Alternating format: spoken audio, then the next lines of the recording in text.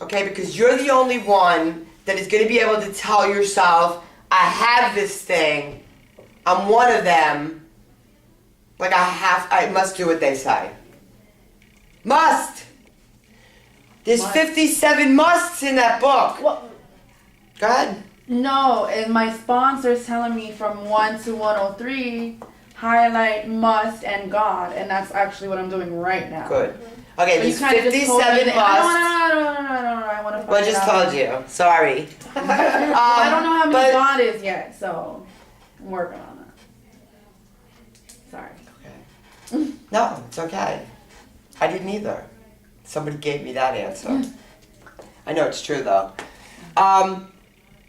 So we have to quickly diagnose ourselves because we understand, like, you know, our boyfriends aren't enough. Obviously, the kids aren't enough. We're sitting in a women's rehab for mothers, right? Quickly diagnose ourselves. Okay, so it gives you enough information about alcoholism. So what are we doing in essence? Like I would apply some things that I learned along the way. We're exploring the problem. We're identifying the problem, right? We get to explore. And that's what we're doing. We did explore. Now sometimes you guys get a sponsor, right? You're doing the work, the directions as written by Bill Wilson in the big book of Alcoholics Anonymous. The source. This is the original source of the 12 steps. You know, the method of the 12 steps has remained unchanged for 82 years. The process we take them through varies. Some people do other programs. That's just how it is. Okay, so we're going to move into this insight stage. Okay, so we admit we're powerless over alcohol or drugs. Our lives are unmanageable with or without alcohol. Right? The more we exert energy, the more we try to exert energy, or the more we try to control things, the more out of control they get. Came to believe a power greater than myself could restore me to sanity. This is my thing. Like, I'm a power greater than you. So is Joni. We're sober. We know the way out. You just came in. You might be new. But, going through the steps will give you more of a relationship with the God of your understanding. To me, God's God. God's not the coffee pot or a doorknob. I mean, but God is what I was trying to say. I know that's funny, sorry. God is the highest form of authority. Okay? So came to believe a power greater than myself for me was a group of drunks. It was AA. Gift of desperation, because Lord knows I had it. Good orderly direction, because Lord knows I needed it. And the grace of God is eternal. If karma is getting what you deserve, then the grace of God is getting what you don't deserve. How many of you sitting here right now have what you don't even deserve? I like the grace of God way better than karma. Because if I got what I deserved, I think I'd be in prison for life. You guys can relate to that, right? So we're gonna explore. We've got the insight to the nature of our disease, which is the allergy. Mm-hmm. Now, here we are at the first 3 steps, acknowledgement steps. Made a decision to turn our will and our lives over to the care of God as we understood it. We talked about this last week, right? You weren't here, but I'm going to finish it up. We're just making a decision. But half measures avail us nothing, right? So we can't, it's like walking the fence doesn't work out well for us. It's going to be all or nothing this time. Mm-hmm. And the guy's a genius. We're not playing Let's Make a Deal. There is no door number say, girls. God is either everything or he's nothing. We're going to crawl away to the bitter end or accept spiritual help, right? There's no third option, but we're alcoholics, we're addicts, we like options, okay? So once we make that decision for God, we make the decision for God, we're fired. Our decision-making process is not right. You can't fix a life with the same brain that broke it. You know? And also, if you want your old life back, you know you'll get it and you'll be sitting here again. So how are we going to recreate our life? Getting down to causes and conditions. And this is actually where we're at. Okay. What does that mean? We're going to move into action. You could be stuck here. You could have insight about your disease and not the tools or the coping skills to move into action. Very dangerous place to be for addicts and alcoholics. Red flag stuff going on. Mm-hmm. Okay, we got to make a plan of action. We got to execute it. Escape plan. That's what I like to call it. Some of you have been working with Miss Joni, which is amazing. You know, I'm by far bragging, but I have to tell you this. It is the month of October. Continue to take personal inventory, right? God's got a sense of humor because it's Thursday. I've already done 5 4th steps or 5th steps. I'm here doing 4th and 5th step with you now, and we just set up the girl in prison to bring other inmates through the 4th step. Continue to take personal inventory. Phew. My brain's about to explode. I can't, I'm just like, I need a break, okay? This is how it works though. You don't do something, God's gonna do something to get your attention. We can't miss it. We can't go off to the next thing without the message, without hearing the response. There's always a response. So this is what we're gonna do. We're gonna move into action now, okay? We're gonna execute a plan of action. We have to, it says next we launched out. Okay, so we're going to uncover, we're going to discover, and we're going to discard what no longer serves us anymore. It's not working for you. Okay, I think Bill describes it as unsaleable goods. Makes sense. It's not a bashing. The inventory is not for you to beat yourself up, see how bad you were. You know, I'm not going to go there. So, I do this program because it's easier for me. I lost my train of thought. I was actually thinking of another program that asked me like 100 questions about myself, and I was bad. I could see the badness in me, I could see the horrible things I did, and I just never stayed sober. It was a 1, 2, 3 shuffle. You know, and when it came to me doing 4, I just saw how horrible I was. Like, if you had my problems, you'd use too. You know what I mean? So, here we're going to see if you, the best way that I heard somebody explain it was if you were the proprietor of a dress store, right? And every month you had to pay rent. And you had a rack of dresses that were last year's. And they didn't sell. But you still had to pay rent. You know how we're going to get rid of them. Sell them cheap, give them away, donate them, make that rack free for the dresses of this year that are going to sell, that are going to help you pay the rent. That makes sense to me. Okay? So this is the inventory sheets. Okay. So, and you could jump in 1 second, right? So, we're going to list our resentments.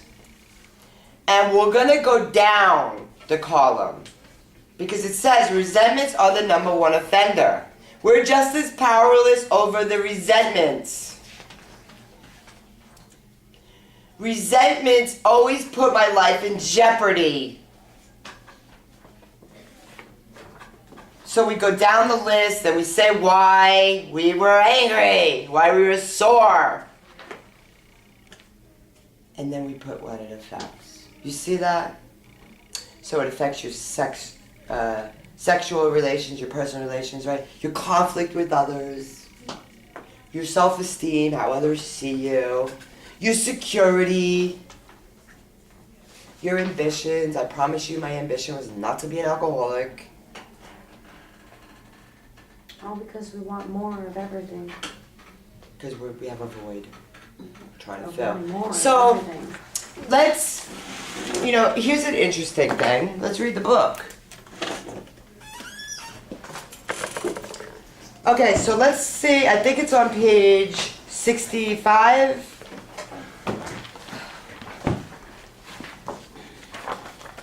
Yeah. And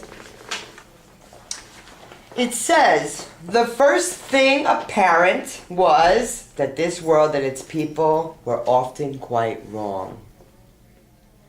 Right? Well, if you're wrong, I'm right. And if I'm always right, then you're always wrong. And my ego desires to retaliate. Does that make sense? Mm-hmm. To conclude that others were wrong was as far as most of us ever got. That would be true. We were angry, and we went and did something about it.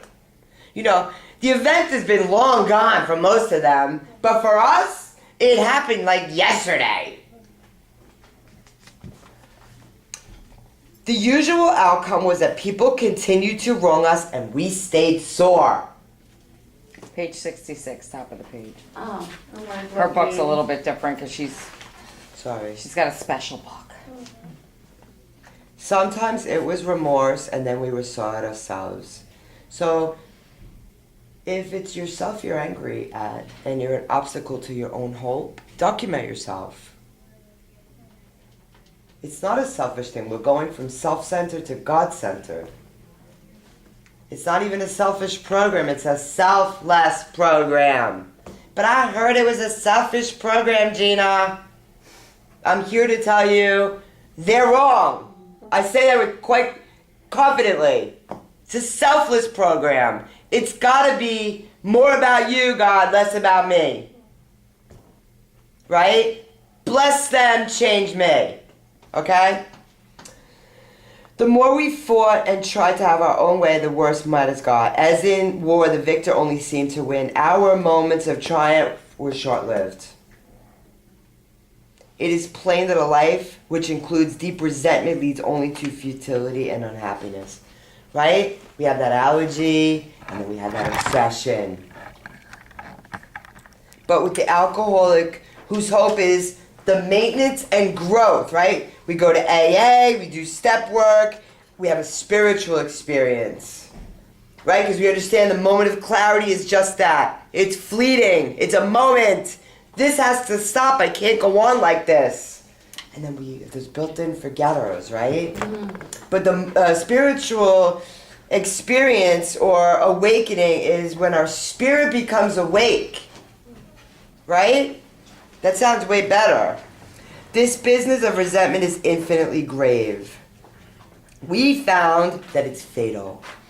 What is fatal? Dead. It's deadly.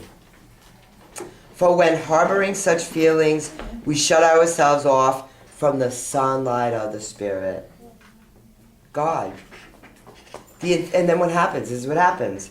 The insanity of alcohol returns and we drink again, and for us, to drink is to die. So there's resentments disconnect us from the very power that has been saving our life all along. Right?